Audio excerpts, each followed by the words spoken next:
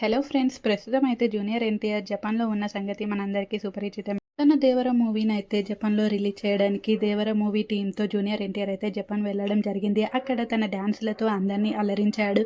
అలాగే తన స్టైల్తో అయితే ఎంతో మందిని ఆకట్టుకున్నాడు. జపాన్లో జూనియర్ ఎన్టీఆర్కి సపరేట్ ఫ్యాన్ బేస్ ఉందనే చెప్పవచ్చు.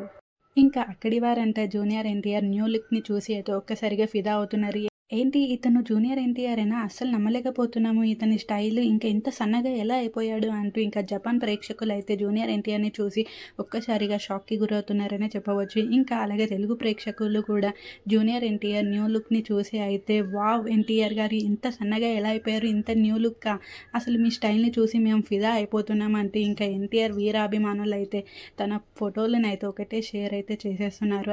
అలాగే తనతో పాటు జపాన్కి తన భార్యను కూడా తీసుకువెళ్ళడం జరిగిందంట. ఎందుకంటే తన భార్య పుట్టినరోజు జపాన్లోనే జరిపిద్దామనేసి ఎన్టీఆర్ అయితే ముందుగానే డిసైడ్ అయిపోయాడు. అక్కడ జపాన్లో అయితే ప్రణతి బర్త్డేని చాలా ఘనంగా జరిపించాడంటే.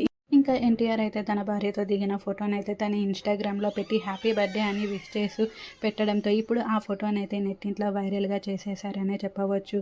ఆ ఫోటో పెట్టిన 24 గంటల్లోపే చాలామంది ఫ్యాన్స్ అయితే హ్యాపీ బర్త్డే వదినమ్మ అంటూ ట్వీట్స్ అయితే చేసేస్తున్నారు. అలాగే ఎన్టీఆర్ అన్న లుక్ అయితే సూపర్గా ఉంది వదినమ్మ అంటూ కూడా ఇంకా ప్రణతికి అయితే చెప్పేస్తున్నారనే చెప్పవచ్చు. అలాగే ప్రణతి బర్త్డేకి ఎన్టీఆర్ అయితే అదిరిపోయే సర్ప్రైజ్ గిఫ్ట్ అయితే ఇచ్చాడంట. ఆ గిఫ్ట్ని చూసి ప్రణతి అయితే ఒక్కసారిగా షాక్కి గురయ్యి థ్యాంక్ యూ అనేసి ఇంకా ఎన్టీఆర్ని అయితే గట్టిగా హగ్ చేసుకుందంట.